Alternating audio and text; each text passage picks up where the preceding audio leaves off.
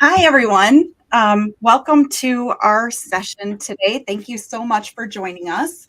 If you wouldn't mind, if you've joined us live, if you can just put in the chat that you are here with us and you can hear us reporting, or I should say speaking out loud to you, that would be great.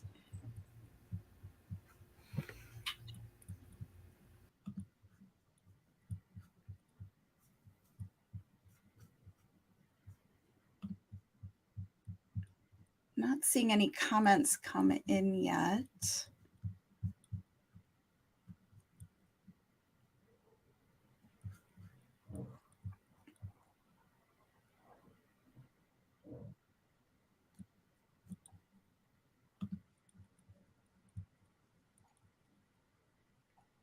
Oh, hi, Monica. So nice to see you. Okay, great. So, Monica, if you could just let me know, give me a thumbs up or something if you can hear me.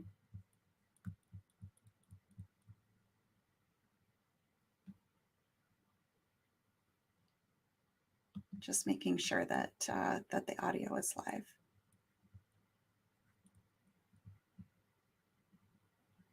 Okay, I think we're going to get started. Thank you so much for joining us today. We're going to be discussing brand intelligence, how to use data to scale your business from the inside out. And we're going to start today, hopefully, if I can get there, with what is branding. So we like to talk about branding as being the three musketeers, and it takes three components of branding all working together in order to give you the most successful brand. We're going to start with brand image. So this is how you look. It's your logo, your color palette, and your imagery. The next of the musketeers is your tone of voice. This is the things you say, how you say them, and whether that's in writing or in speaking. And then the third of the brand musketeers is your brand personality. This is the character and emotion that's carried with your brand and really allows your customers and other consumers to really understand who you are at the root. So, why is branding important? Well, branding is important because it is made up of all the things that provide value to your company, and it is how people recognize you. So it's their familiarity with being able to find you, their ability to recognize that it's you when they do find you, and that's all done through your consistency. And all of those components actually build your brand value, which can add significant value to your company when you think of places like Coca-Cola. So, for you to be able to support these points and really drive the most increase of your brand value, you really need to understand your competitors, your customers, and your industry. And the way to do this is with brand intelligence. So what is brand intelligence? Well, we've created a quick definition for you. So brand intelligence is the process of understanding the value of your brand by understanding data that's been collected through both analog and digital means to identify opportunities for growth of your brand. So why is this important? The reason why this is important is because you need to is through the brand intelligence pillar. So the first thing to understand is brand intelligence is made up of customers, competitors, and industry trends.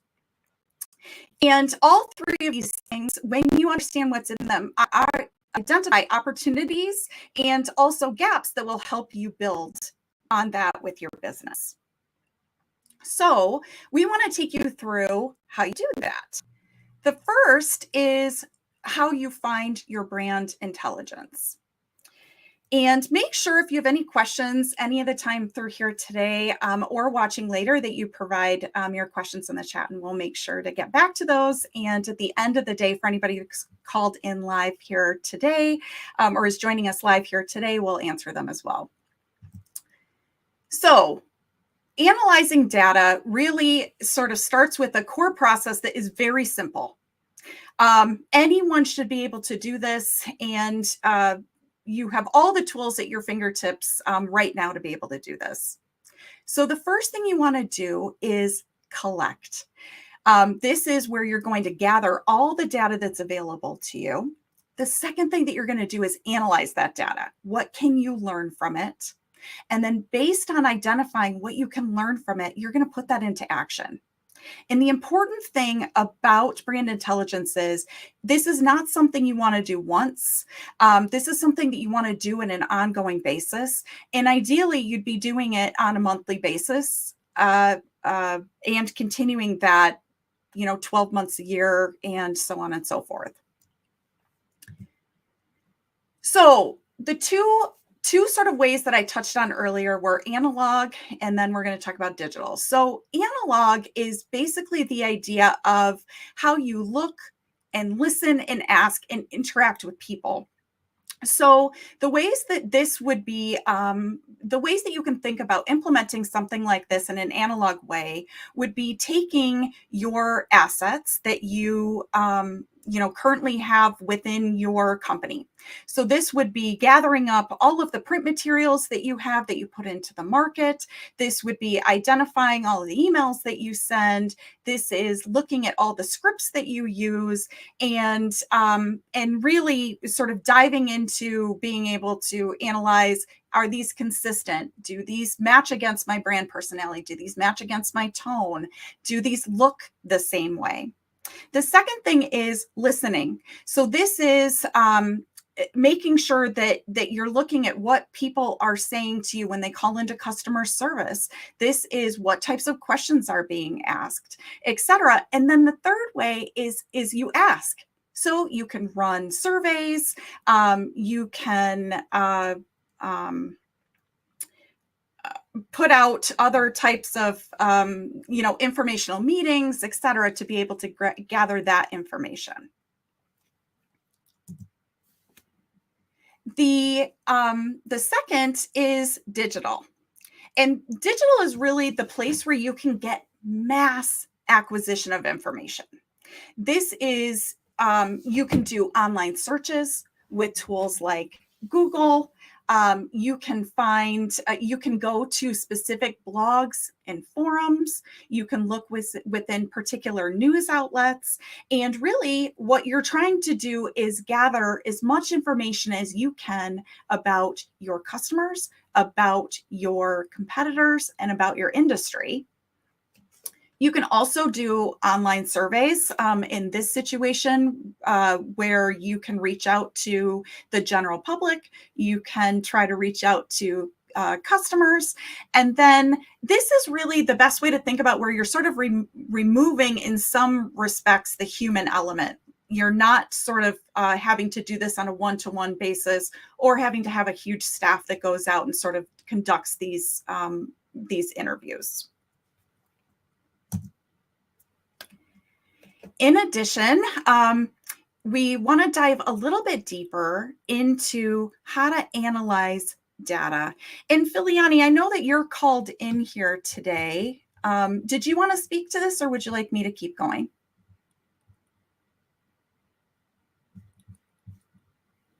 I actually can't hear you. Sorry, I was on mute, but I am here. All right, thank you. So Filiani, would you like to speak to specifically about the analysis of data?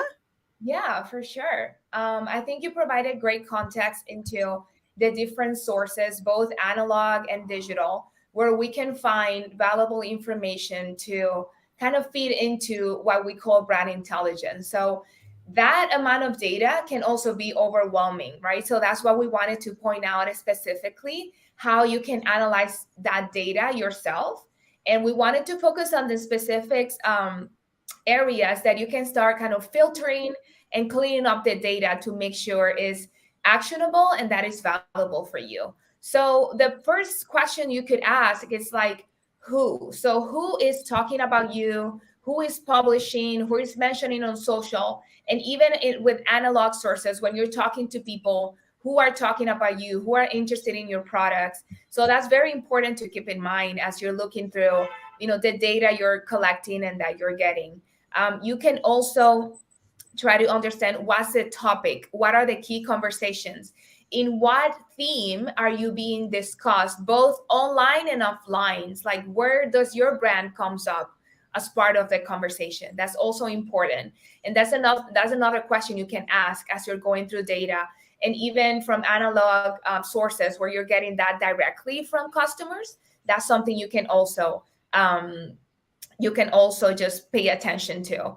Where is this conversation happening? If we're thinking about digital, right, which social media channels, which pages, which blogs and forums. And as I mentioned before, for analog sources could be like, in which occasions, which context is my business, my brand coming up as part of the conversation.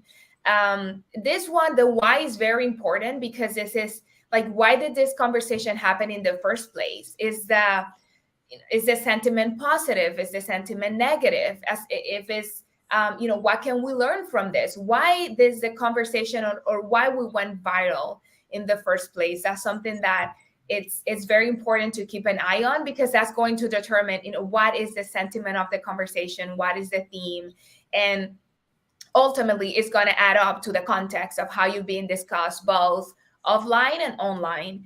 And when did the conversation happen? Was the volume significant? You might go viral, or there's like a specific trend in your industry that you can take advantage of. That's why it's important what Elizabeth mentioned, that this is not, brand intelligence is not something really that you do just once a year, or you just get a one-off report and then you forget about it. It's something that you have to continuously do, because that is what's going to allow you to take advantage of the trends and the insights you're getting from your industry, from your customer, from your brand.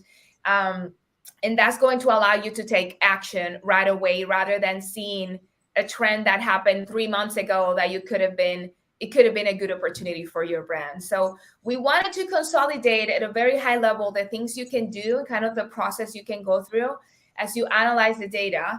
And that way you can start also doing it yourself and start finding the information and how you're being mentioned online.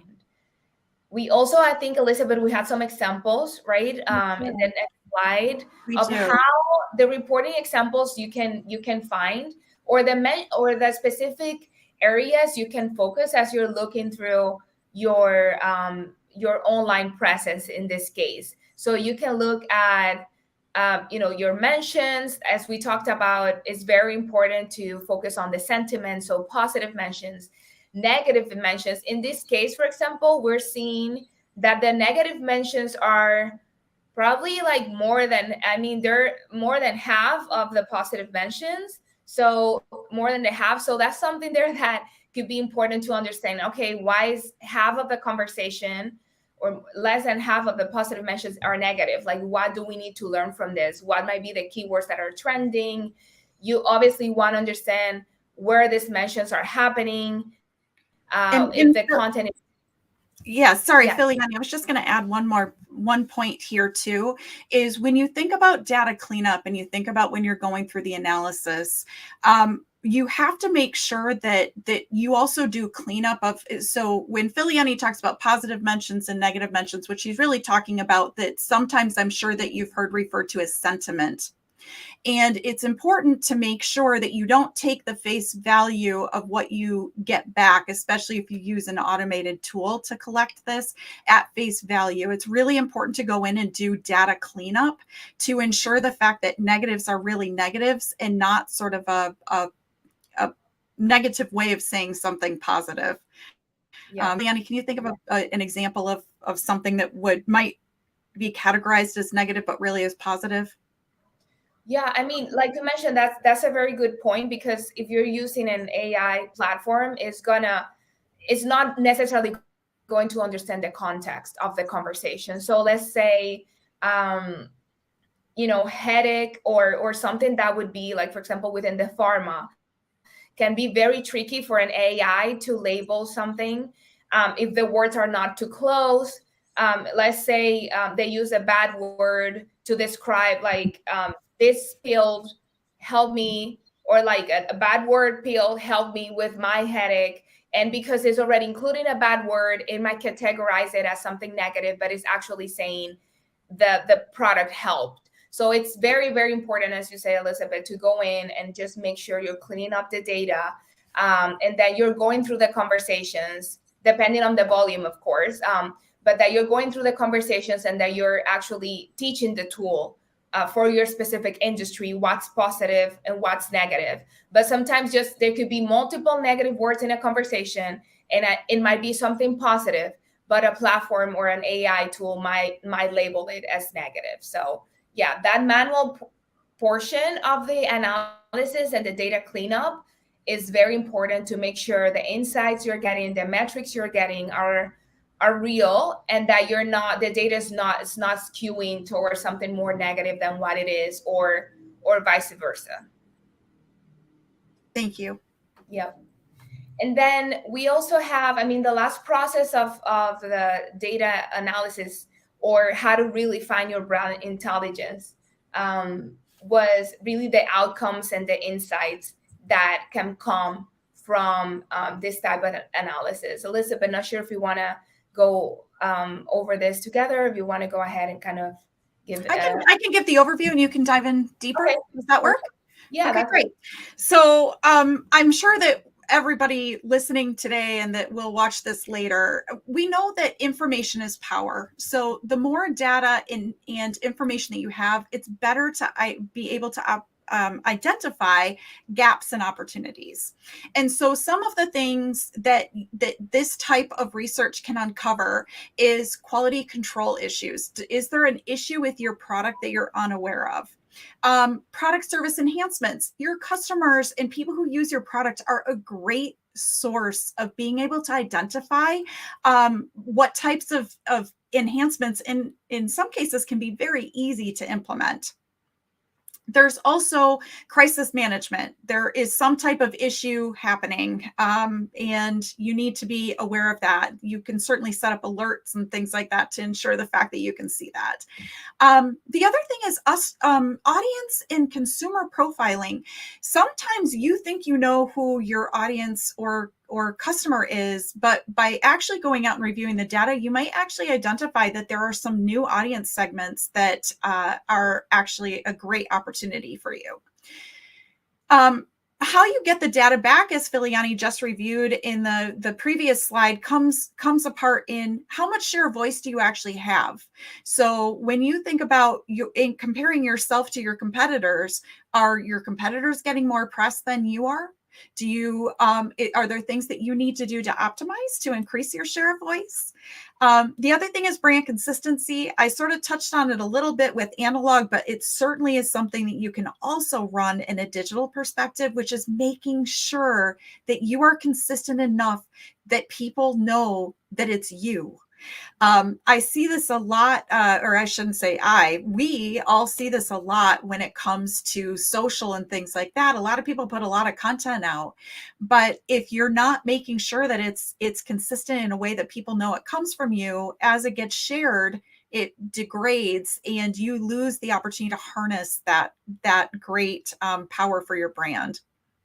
And then finally is industry trends. You always want to make sure that you're looking into and staying in the forefront of what's happening so that you make sure that you can capitalize on where the industry is going. I think that Blockbuster and Netflix are a great example of this, or even Kodak and the digital camera. When you think about it, the industry was sort of starting to say, we want to be able to consume things in different ways and abilities. And sometimes what happens is when you grow and you're very, very big in your market, you don't always pay attention to the little people because there's so much beneath you. You don't really think that you need to be affected by it. And then you wake up one day and there's one Blockbuster store left in the world that isn't even, owned by the same company. So you certainly want to make sure that you're paying attention to those cues that are happening at the beginning and not when it's too late. So what all these things actually lead into is this idea of innovation, the idea of consistent messaging and brand imagery. So when you go out and you look at it, it's never too late to go back and start to fix things, and it's never too late to implement moving forward. So again, it's being able, these are action steps you can take right away.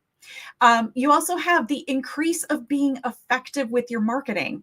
So, who wouldn't want to increase the return on your ad spend, especially if you work in a large company and you have to report up to people who give you your budget numbers? You want to make sure that you're showing the effectiveness of your marketing. The best way to do that is to make sure that it's resonating.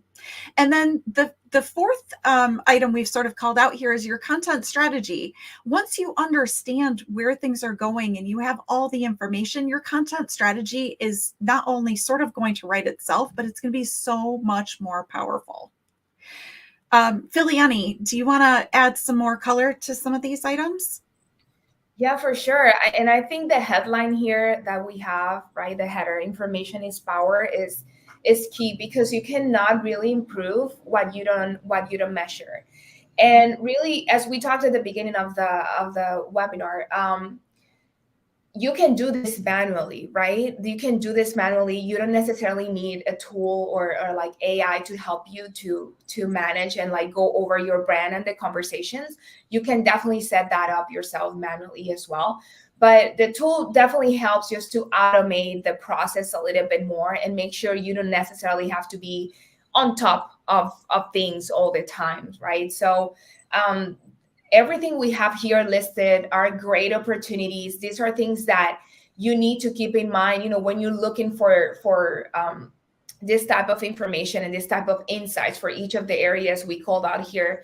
You need to make sure, you understand how your brand is being discussed. So you can, include the hashtags maybe that you've used for specific campaigns. You can include your competitors' hashtags for specific campaigns or campaign names they've used, your competitors' social media channels. Also look at maybe the keywords that your competitors use the most within their content. That can also give you an idea of how their content is performing. Your hashtags as well, or your social media handles. You can even create alerts for specific words that you think might be connected to a crisis. So you don't necessarily have to be on social media all the time, but you get a notification if that happens. And that could be through Google search.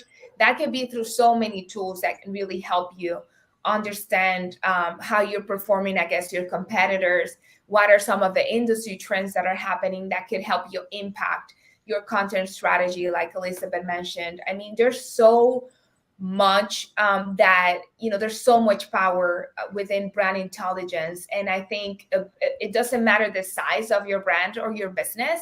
I think this is something that everybody should be doing right now, because you're missing on great valuable information that is easy to access, and that is going to impact your business in all levels, beyond your content, beyond how you relate to your customers. Is going to impact your bottom line. So there's definitely, it's something that for this year I think is a must-have for all businesses. Dive into the brand intelligence and just make sure they're being effective with everything they're doing across the board within their businesses. Absolutely. Thank you so much, Filiani. So I'd like to now move into sort of the QA portion. We've sort of given you the snapshot of what brand intelligence is and how you can use it to scale. And I'd like to make sure that we use this time to answer any questions that anyone has or any additional insights that you might have. And I'm not sure when I end that. Okay, great. Okay, wonderful. So it looks like we're getting some questions here. So the first thing is from John.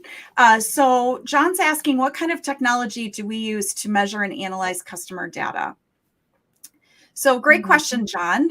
We actually use some pretty big tools.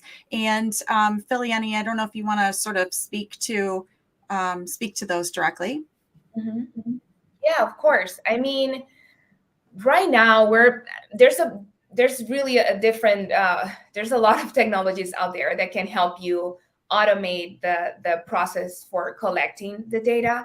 Right now, we're using a tool is specific, and that could depend also on your on your business size, and your needs, right? Depending on what type of data you're trying to find and pull from social. Right now, we're using a tool called Brand 24, and that tool really it's going to be making the search based on keywords, right? So it's going to let you choose the specific keywords that you want to find within a conversation. So it can be social media handles, it can be hashtags, and then it can just also be specific terms. So what that tool is going to let you do is just find any mentions of that specific keyword. So for example, for your brand, it's not necessarily going to pull comments, or I mean, it's going to pull the conversations that's being directed to you, but it's also going to pull the conversation that is just where you're mentioned that you might not even know about. So that's why it's also important to include the keyword alone. So I would say, I mean, there's a lot of tools out there that you can explore and that you can use. I see Monica's comment as well. Monica's asking about what tools small businesses can use that aren't overwhelming or overly expensive. So Monica, I guess from my perspective, what I would say is this: you certainly can start with the more manual piece, right? Because those are completely free. You can go out and do a Google search. You can go out and do a social search. You can, Filiani had touched on looking for hashtags, looking for keywords, et cetera. You certainly can start to pull some of that data together. I think the heavy lift of that on small businesses is just the analysis piece that also goes into it. We're certainly happy to help you if you have something in particular that you're looking for. Monica, we're happy to help you with that as well. We do offer where we can pull just the report for you, and then you could do your own analysis, which can make it a really good partnership and sort of cost-effective way for an entry point as well. So that way you can leverage our tools without having to sort of pay for that big effort. Mm-hmm. I hope that helped, but let us know if we can dive a little bit deeper into that. It looks like Ruth had a question about what strategies have we used to manage negative feedback or criticism on social. This is a great question, Ruth. Filiani, do you want to take that one? Yeah. So as we were talking about the process, right? The first step is like finding out there's something negative actually happening. So having your tracking in place from a brand health perspective and your alerts, that would be the first step, because you wouldn't even know there's a crisis or something negative being said about you unless you're tracking, unless you're following your brand's conversation. So this is a great way to actually inform the content you put for your brand. So I think in the past, brands used to look the other way whenever they had like a negative comment. I've seen brands deleting negative comments, deleting reviews because they're negative. And really, that's really when the customer notice. That's the first thing. They know, like, this is too perfect to be true. And they see actually as a brand how you manage that. So having an input into the negative conversations that are happening or the criticism, it actually can inform your content strategy for your content to be able to address that specifically, that criticism in a specific, either by, educational, even providing, some feedback or showing that you care in the first place. So there could be many ways depending on the criticism, but the first thing would be not to delete it, but to address it through your content strategy. If people maybe need more information about your product, maybe they're criticizing the way you manufacture your product. So maybe you need to take a deeper look and show where your product is manufactured. Where does it come from? So it really depends on the type of criticism, but it would typically be just not ignore it and address it and be able that you're aware of what's happening before it becomes like an actual crisis. So Ruth, I hope that helped. Nigria, I hope I pronounced that right. Nigria asked, how can my business collect better data to improve our marketing performance? This is a great question as well. So marketing performance is usually should be rooted, honestly, in the foundation of data. So when you go out to actually communicate and talk about your product, the foundation should be that you understand who your audience is, that you understand what your strategy, your goals, and objectives are, and that is really sort of the foundation for any of your strategies as far as advertising goes, or communication to your employees, customers, or even just the general public. The use of data can help inform those things if you're not currently doing that. And I think that that's where the data really helps to make sure that you're staying on the right path. And what will happen, especially if you're doing this on an ongoing basis and you're really continuing to monitor and leverage this on a monthly basis, is you make sure that you are getting the return. So you're meeting your goals and objectives that you are hoping to. And if you're not, you should be able to identify from that data. It's going to show you exactly where your gaps are. So that would be my recommendation. Filiani, do you have anything you want to add there? Yeah, I mean, from a marketing performance, as we always tell clients, right? You create your brand, right? Your tone, your how you portray yourself to their customers. But the way they might be talking about your brand, your product, and your industry might be completely different, right? So that's why having those insights into the conversation, how these things are being discussed, how your brand is being discussed, how your product, how your competitors are being discussed, can definitely impact how you create the content and how you start updating and upgrading based on this new information that you're finding. So that can definitely impact your bottom line as well, and how you perform in marketing, because you are talking the same way your customers are talking about you. So that could be a stronger connection for sure, and that the message you're sharing can be more impactful as well. Thanks. Mm-hmm. All right, John's here again, and he wants to know I'd like to know the effective techniques used to promote positive brand experiences. So, I mean, I think there's a lot of techniques to promote positive brand experiences, but I think the biggest foundation that especially is more true now than it ever has been, which is authenticity. You cannot try to be something that you are not at your core, because the audiences and consumers are very, very savvy now. And the fastest way to have a negative brand experience is really through not being authentic. I think the second is by making sure that you're offering a quality service or product.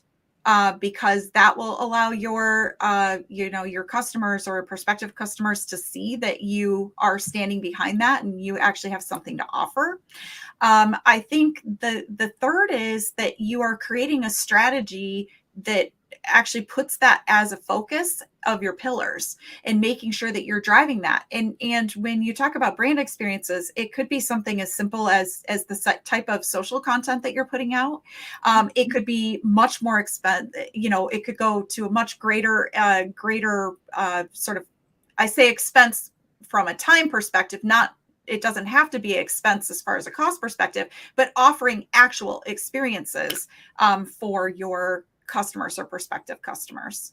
And Liliani, I'm sure you have other things to add here.